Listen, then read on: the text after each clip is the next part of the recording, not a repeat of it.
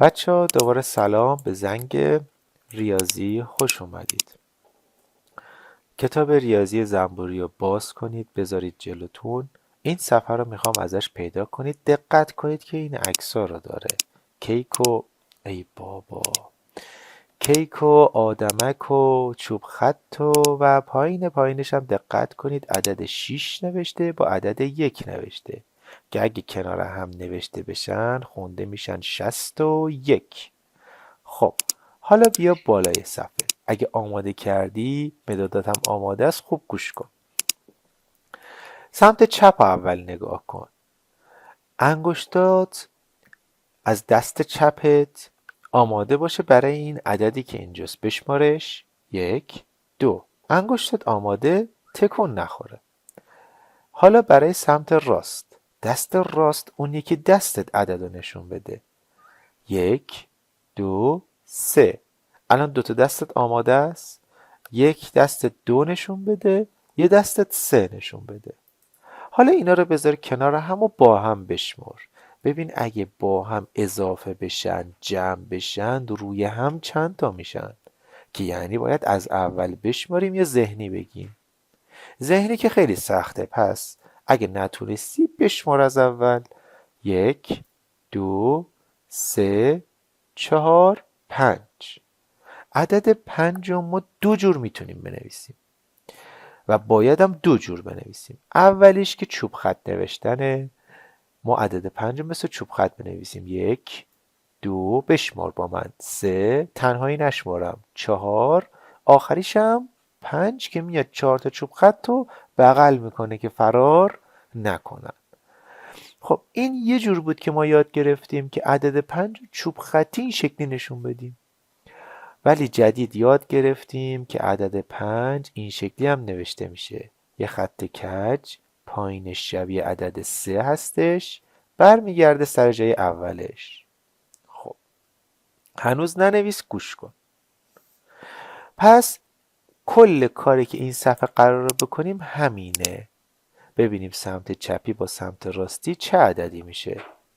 خب شعر عددا رو اول با من بخونید، این بالا هم بنویسید. 1 یه خط صافه. 2 سرش به راسته. 3 دندونه داره. 4 شکل آچاره. 5 یه قلب برعکس. خودت اینا رو بنویس. آماده شد بیا فیلم رو نگاه کن ببین چی میگم.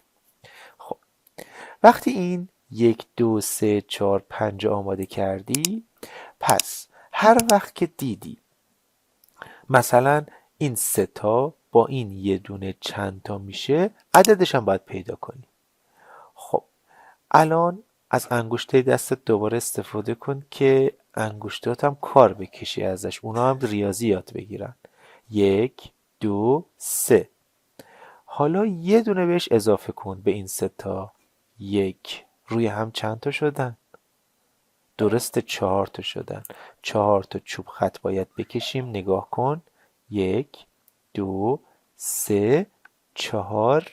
اینطوری باید بکشم؟ نه، فقط 5 تا این شکلی میشد.